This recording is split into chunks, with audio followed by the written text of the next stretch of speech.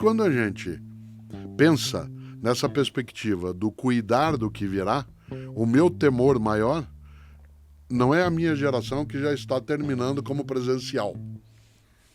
É a geração que vem depois, como é o teu caso, e de teus irmãos e teus contemporâneos nessa faixa, desistirem. O horror do Carpe Diem, que eu aproveito o momento, é exatamente esse.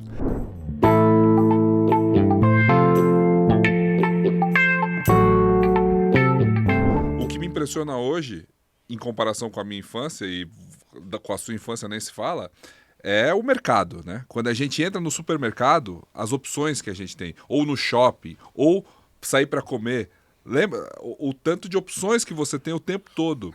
Esse número de opções que você tem para comer, para sair, para beber, para consumir, isso cansa. Cansa. Isso deixa a Cansa gente... porque te coloca a ter que fazer escolhas de modo contínuo. O tempo todo. Por exemplo, você sabe que eu não tenho WhatsApp. Eu uso o WhatsApp da Cláudia, mas eu não tenho. Sim. Uma das razões de eu não tê-lo não é a minha recusa à ferramenta, inclusive, porque senão seria cínico, né, que eu usasse o dela. É que comigo seria mais uma série de estímulos no meu dia a dia em que eu teria que fazer a escolha de para que eu respondo. Se eu estou num grupo da família, ou num grupo de amigos, ou num grupo de professores, e alguém manda alguma coisa, que eu tenho que reagir. Mas o que eu digo é assim, não só a multiplicidade de escolhas, mas a gente estava falando da geração Z, e eu acho que é um pouco da minha geração também. A gente quer um mundo melhor, só que a gente está viciado em ter todas essas opções.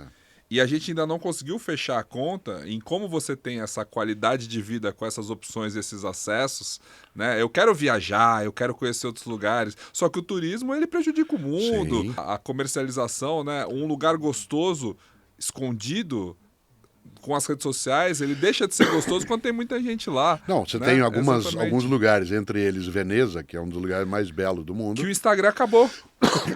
Estou até tossindo agora por conta disso. O Instagram, ele e as redes sociais, ou seja, a multiplicidade da informação de se chegar até lá, lotou todos os lugares turísticos de forma a tornar aquilo insuportável. Em Veneza estão começando a proibir o uso de malas com rodinha.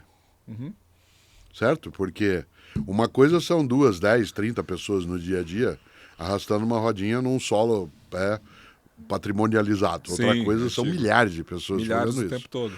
Isso é importante para a gente pensar um passo. O que faz sofrer e que gera cansaço e que gera o suspirar? Quando você senta no final do dia, pouco antes, por exemplo, de dormir, de repousar, parece uma música antiga que se tinha no Brasil, que é não posso parar, se eu parar eu penso, se eu penso eu choro. Não posso parar, se eu paro eu penso, se eu penso eu choro. Por que isso?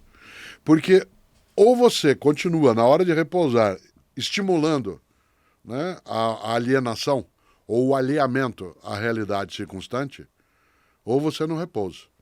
E daí a gente tem uma situação que no campo da medicina, especialmente de consumo de medicamentos, ela acabou ficando estranha.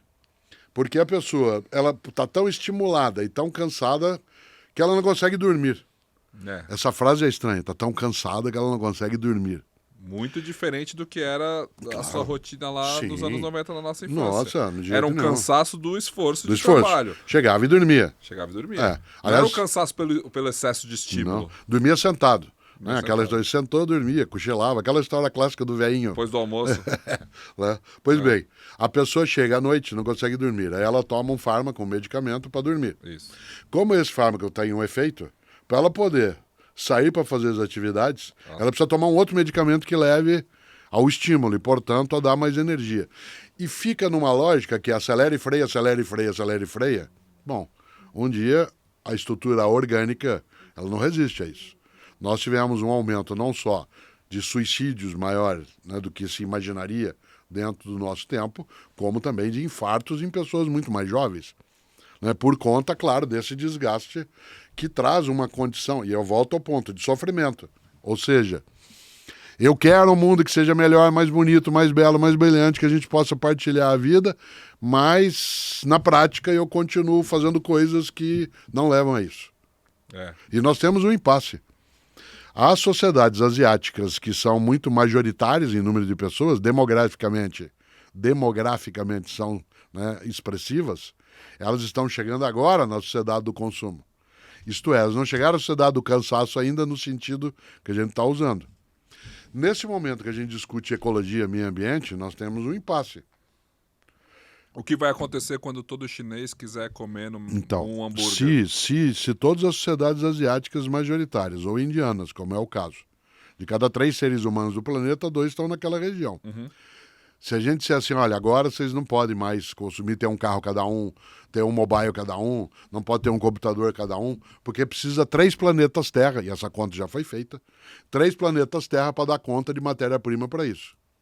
Pode ser que a frase seja essa que eu vou dizer, não, agora Que na minha vez, vocês destruíram florestas, tiraram todos os recursos, poluíram os rios, tem tudo isso que vocês chamam de conforto e agora, na nossa vez, não. Então, olha o próximo Que é o passo. argumento de quem é contra a diminuição dos gases do efeito estufa, né? Exatamente. Ou seja, os países subdesenvolvidos, agora que a gente está chegando lá, que a gente vai ter que cortar isso. Vocês Se que houver planeta. Se houver planeta. Vocês que poluíram aí do hemisfério norte o tempo todo, né? Então, Aí a próxima frase pode ser, vocês não vão dar, a gente vai a tomar. gente toma.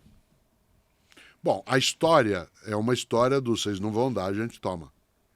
Nós imaginávamos, na minha geração, a do Baby Boomer, pós-Segunda Guerra, que a gente ia interromper essa lógica com a sociedade do paz e amor.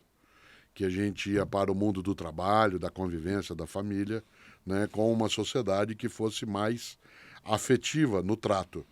A gente conseguiu uma parcela disso por intermédio de novas legislações, de estatutos, de combate político para que houvesse liberdade, democracia, mas ainda no campo, né, daquilo que é necessário, nem de longe.